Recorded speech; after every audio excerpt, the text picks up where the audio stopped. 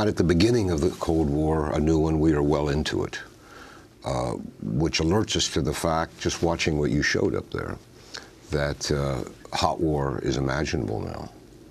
For the first time in my lifetime, my adult lifetime since the Cuban Missile Crisis, hot war with Russia. It's unlikely, but it's conceivable. And if it's conceivable, something has to be done about it. You did two things on your introduction which were very important. Almost alone among American media, you actually allowed Putin to speak for himself. He's being filtered through the interpretation of the mass media, here allegedly what he said, and it's not representative. The second thing is, let us look just what's happening at this moment, or at least yesterday. The political head of NATO just announced a major escalation of NATO forces in Europe. He did a Churchillian riff: we will increase our power in the air and the sea, on the land. Meanwhile, as negotiations today began in Geneva, we're demanding that Russians de-escalate. And yet we, NATO, are escalating as these negotiations begin.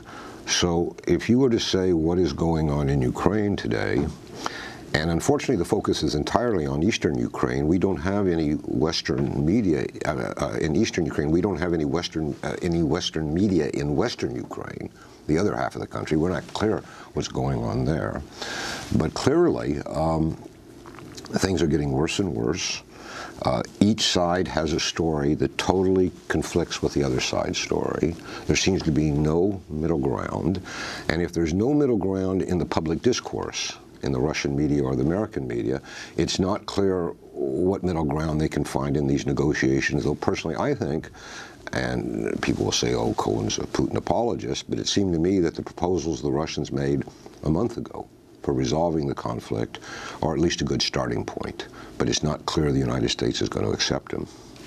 Well, Steve Cohen, it was just a few weeks ago when we had you on as the crisis was beginning to unfold in Ukraine, and a lot of what you said then turned out to be true, which was that you feared that there would be a split in Ukraine itself between the East and West, and obviously Crimea was just developing then.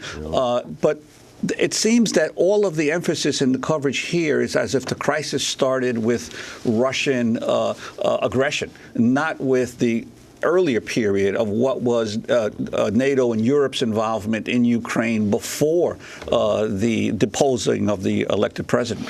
Well, I think you've emphasized the absolute flaw in at least the American, because I don't follow European press very closely, the American media and political narrative. As a historian, I would say that this conflict began 300 years ago, but we can't do that. As a contemporary observer, it certainly began in November 2013, when the European Union issued an ultimatum, really, to the then president, elected president of Ukraine, Viktor Yanukovych, that sign an agreement with us, but you can't have one with Russia too. In my mind, that precipitated this crisis. Because why give a country that has been profoundly divided for centuries, and certainly in recent decades, an ultimatum, an elected president, choose and divide your country further? So when we say today, Putin initiated this chaos, this danger of war, this confrontation, the answer is no. That narrative is wrong from the beginning. It was triggered by the European Union's unwise ultimatum. Now flash forward to just 1 month ago, about the time I was with you before. Remember that the European foreign ministers, 3 of them, I think, went to Kiev and negotiated with Yanukovych, who was still the president, an agreement. Now, the Russians were present at the negotiation, but they didn't sign it. But they signed off on it. They said, okay. What did that agreement call for? Yanukovych would remain president until December.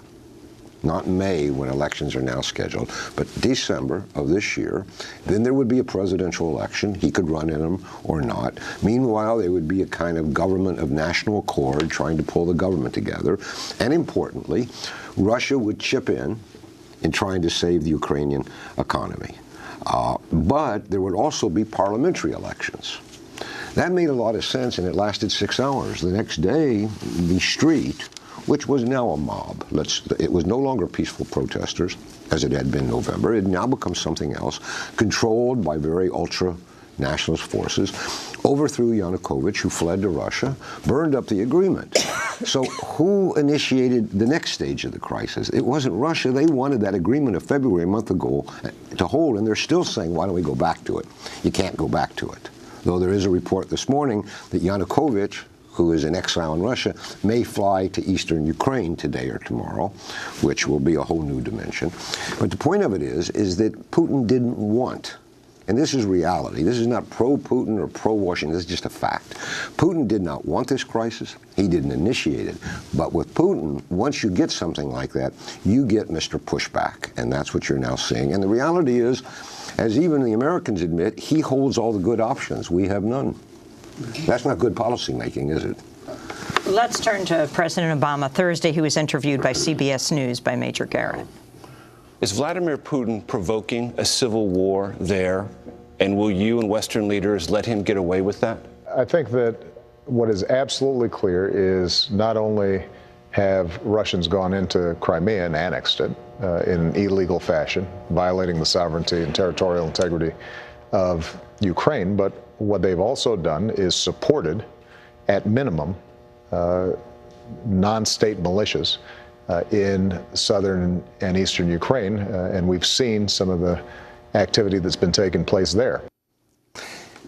He left out one thing that he said, which I consider to be unwise and possibly reckless. He went on to say that Russia wouldn't go to war with us because our conventional weapons are superior. That is an exceedingly provocative thing to say, and he seems to be unaware, President Obama, that Russian military doctrine says that when confronted by overwhelming conventional forces, we can use nuclear weapons. They mean tactical nuclear weapons. I don't think any informed president, his handlers, would have permitted him to make such a statement. In fact, depending on how far you want to take this conversation about the Obama administration, I don't recall in my lifetime, in confrontations with Russia, an administration, I speak now of the President and his Secretary of State, who seem in their public statements to be so misinformed, even uninformed, both about Ukraine and Russia. For example, when Kerry testified last week to Congress that all the unrest in Ukraine was due to Putin's meddling and his provocations, he denied the underlying problem, which is divided Ukraine. I mean, everybody knows that history, God, whoever's responsible for our destiny, created a Ukraine that may have had one state but wasn't one country. It may be two, it may be three countries. But for Kerry to say that all this conflict in Ukraine is due to Putin simply makes a resolution of the problem by denying the problem. Or let me ask you a question. What in the world was the director of the American CIA doing last Sunday in Kiev? It is mind-boggling that it was called a secret mission, when my grandson knows that the Ukrainian intelligence services are full of pro-Russian officers.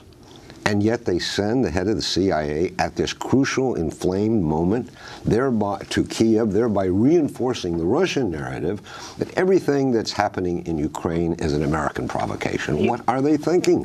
Well, aside from having a very educated grandson, I just want to turn to NATO for a moment. I told him that. NATO announced a series of steps to reinforce its forces. This is NATO in Eastern Europe because of the Ukraine crisis. NATO's top military commander, Philip Breedlove, described the moves as defensive measures.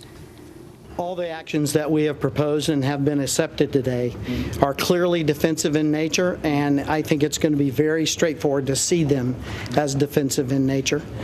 They are designed to assure our allies, and so I think that in any case, it's always a chance that you run that something might be misinterpreted, but we specifically designed these measures to assure our allies only and to be clearly seen as defensive in nature.